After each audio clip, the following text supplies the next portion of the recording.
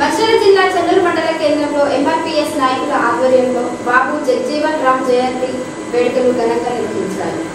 MRPS నాయకులు జగ్జీవన్ రామ్ చిత్రపటానికి పూలమాలలు వేసి నివాళులు అర్పించారు. ఈ సందర్భంగా ఎంఆర్పీఎస్ నాయకులు మధురాజు మాట్లాడుతూ స్వాతంత్ర సమరయోధుడు, సంఘ సంస్కర్త, సామాజిక న్యాయం కోసం పోరాడిన గొప్ప రాజకీయవేత్త బాబు జగ్జీవన్ రామ్ అని కొనియాడారు. జగ్జీవన్ రామ్ జీవిత ఆశయాలను ఆదర్శంగా తీసుకొని యువత సమాజ అభివృద్ధికి కృషి చేయాలని కోరారు. బాబు జగ్జీవన్ రామ్ ఆశయాలను బాబు జగ్జీవన్ ఆశయాలను బాబు జగ్జీవన్ రామ్ ఆశయాలను బాబు జగ్జీవన్ రామ్ ఆశయాలను జై భీమ్ జై భీమ్ జై భీమ్ జై భీమ్.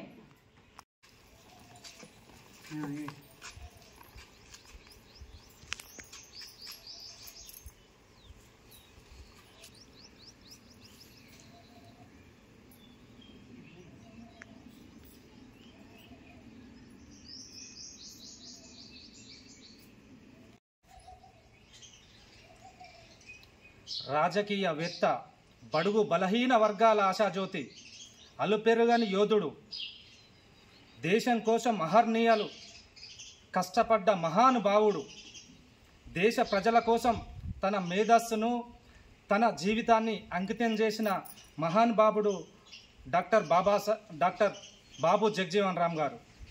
వారిని ఈరోజు దేశవ్యాప్తంగా బాపూజీ అని పిలుచుకునే దళిత, ఎస్సీ, ఎస్టీ, బీసీ, మైనార్టీ అగ్రవర్ణాలు అందరూ ఆయనను ఎంతో ప్రేమగా బాపు అని చెప్పేసి పిలుచుకునే మన బాబు జగ్జీవన్ రామ్ గారి 118వ జయంతి సందర్భంగా చెన్నూరు పట్టణంలోనే దళితవాడలో దళిత సంఘాల ఆధ్వర్యంలో ఈరోజు ఆయన జయంతి ఘనంగా నిర్వహించుకోవడం జరిగింది. ఆయనను ప్రతి ఒక్కరూ స్మరించుకోవాల్సిన అవసరము, ఆయనను గుర్తు చేసుకోవాల్సిన అవసరము ఎంతైనా ఉన్నది.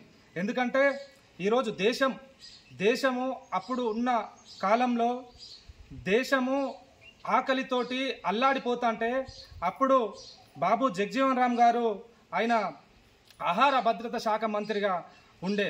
అప్పుడు దేశవ్యాప్తంగా మనకు ఏదైతే ఇప్పుడు మధ్యాహ్న భోజనం అని పిల్లలకు అన్నం పెడుతున్నాం, ఆ రోజులలోనే దేశంలో విద్యార్థులు మధ్యాహ్న భోజనం కింద అప్పుడు ఉప్మా అని చెప్పేసి గోధుమలతోటి అండి పెట్టేది. అదేవిధంగా ఈరోజు రేషన్ తీసుకుంటామంటే ఈరోజు ఆయన అప్పుడు పౌరశాఖ మంత్రి ఉన్నప్పుడు ఆ రేషన్ కార్డులు అనేది సృష్టించి ప్రతి ఇంటికి, పేదింటికి బియ్యం చేరాలన్న ఆలోచనతోటి ఆ రోజు ఆ స్కీమ్ తీసుకురావడం జరిగింది. ఇట్లా పోతే దేశంలో అనేకంగా దళిత మొట్టమొదటి ఉప ప్రధానిగా ఆయన చేయడం జరిగింది. 6 శాఖలకు మంత్రులుగా వ్యవహరించి దేశం ఆకలితో కొట్లాడుతున్నప్పుడు ఆకలి తీర్చిన బాబు జగ్జీవన్ రామ్. అదేవిధంగా ఆ రోజు 2వ ప్రపంచ యుద్ధంలో దక్షిణాఫ్రికాకు మనకు యుద్ధం జరిగినప్పుడు ఆయన రక్షణ శాఖ మంత్రి ఉండే. అప్పుడు దేశం కోసము స్వయంగా ఆయనే ఏదైతే మన బార్డర్లో ఉన్నదో యుద్ధంలో పాల్గొని మన దేశం కోసం ఎంతో సేవ చేసినాడు. కాబట్టి ఇట్లా చెప్పుకుంటూ పోతే అనేకమైన సంక్షేమ పథకాలు ఈరోజు బాబు జగ్జీవన్ రామ్ గారు తీసుకురావడం జరిగింది. పార్లమెంటులో ఈయన అమలు చేయడము, డాక్టర్ బాబాసాహెబ్ అంబేద్కర్ గారి ఆలోచన విధానం, ఈయన దాన్ని అమలు చేయడము, ఇద్దరు మనకు ఒక దళిత బడుగు బలహీన వర్గాలకు వాళ్ళు దేవుళ్ళగా చెప్పుకోవాల్సిన అవసరం ఎంతైనా ఉన్నది. ఈరోజు ప్రతి ఒక్కరి ఇంట్లో మన బాబు జగ్జీవన్ రామ్ గారి చరిత్ర ఉండాలి, వారి ఫోటోలు ఉండాలి, తరతరాలకు మనము ఈయన గురించి చెప్పాలి. ఈరోజు ఆయన ఆలోచన విధానంతో ఈరోజు మనము స్వచ్ఛంగా హాస్టళ్ళు కానీ గురుకులాలు కానీ ఈరోజు అప్పుడు ఉన్న ఆ కాలంలో పెట్టిన సెక్షన్లే ఈరోజు సన్నబియ్యం కానీ గురుకులాలు కానీ మొదలుకొని కేజీ నుంచి పీజీ దాకా చదువుకోవడం కానీ ఈయన ఆలోచన విధానంతో ముందుకెళ్ళడం జరిగింది. ఇవన్నీ మనం తరతరాలుగా మనకున్న జనరేషన్కు చెప్పుకుంటూ పోవాలి.